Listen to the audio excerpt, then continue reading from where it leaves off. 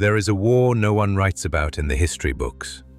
It leaves no ruins, no smoking cities, no lists of the dead. And yet it is the oldest war of all, fought not between nations, but within the soul of a man. You may have felt it before, a sudden pull toward someone, as if gravity itself shifted. The world sharpens, your focus narrows, and nothing seems as important as her. This pull is not always about the woman in front of you. Jung would say you are feeling the touch of the anima, the inner feminine archetype that lives inside every man. She has been growing there since your earliest years, shaped by your mother's voice, the faces of women you admired, the heroines of your imagination. Jung wrote, "The anima is the archetype of life itself. She stirs a man's deepest feelings, but she can also entangle him in delusion and self-destruction. When you meet her in the outer world, projected onto a living woman, she can become so hypnotic that you forget who you are, why you came, and what you're meant to do." In Jung's psychology, the anima is a psychic figure, not a literal woman, but the embodiment of all the feminine qualities a man has repressed, ignored, or idealized. She is both muse and temptress, guide and siren. Jung described her as the personification of all feminine psychological tendencies in a man's psyche, the collective image of woman taken from ancestral experience, a deposit of all the impressions ever made by woman. When unconscious, she governs through seduction and projection. You don't just meet a person, you encounter your own hidden longing reflected back at you. This is why certain encounters feel destining, mystical, or meant to be. You are seeing your anima, wearing someone else's face. The danger is not in her existence, it is in mistaking her for the external world. The allure of the anima feels ancient, because it is. It is the echo of every myth about the man who loses himself in love's intoxication. It's why men describe a beautiful woman as dangerous or trouble. They are sensing not just her appeal, but the psychic undertow within themselves.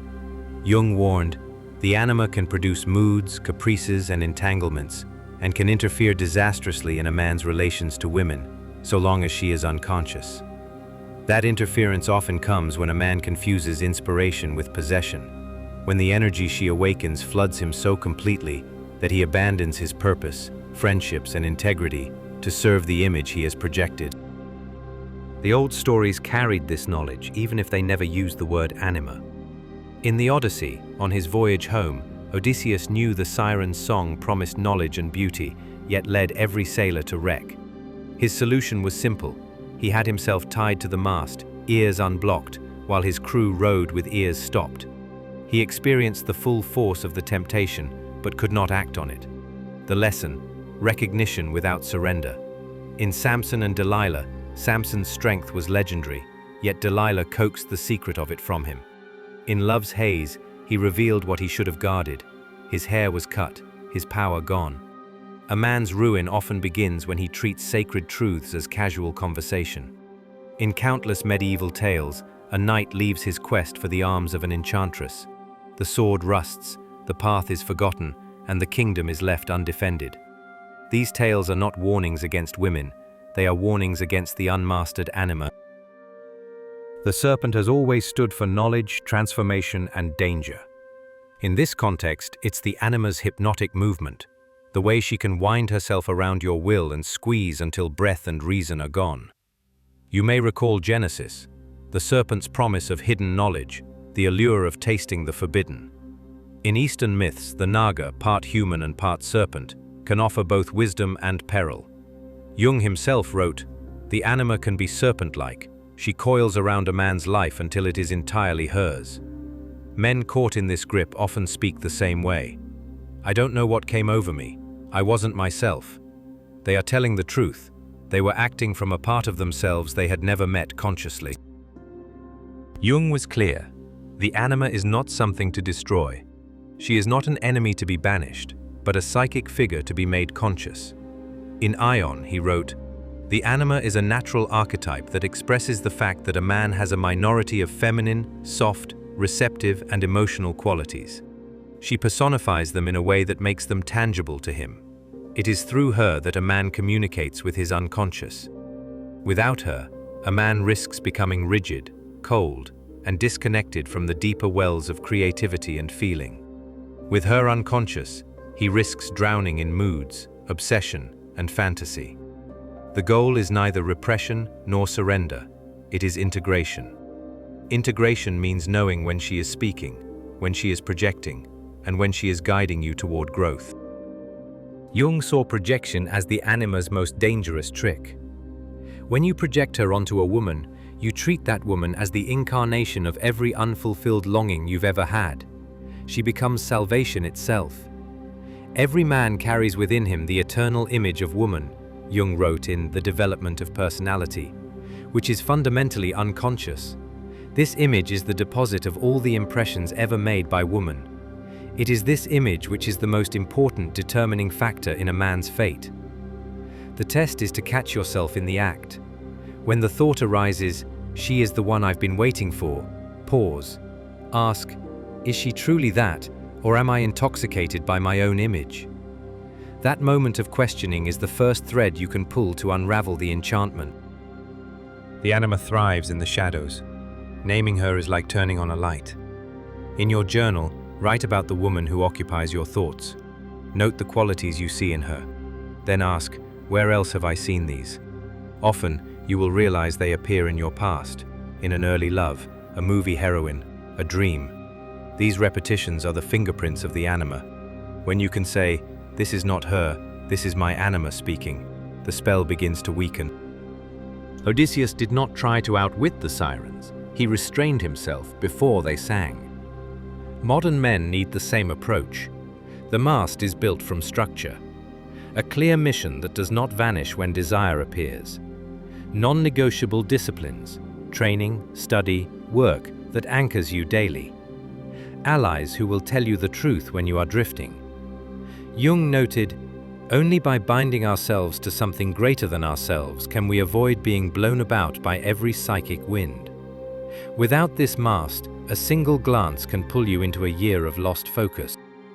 The energy the anima stirs is not evil, it is life force. If you cannot yet handle it in relationship without losing yourself, you can still use it. Pour it into the gym, your craft, your writing, your vision. Alchemy is the art of transformation.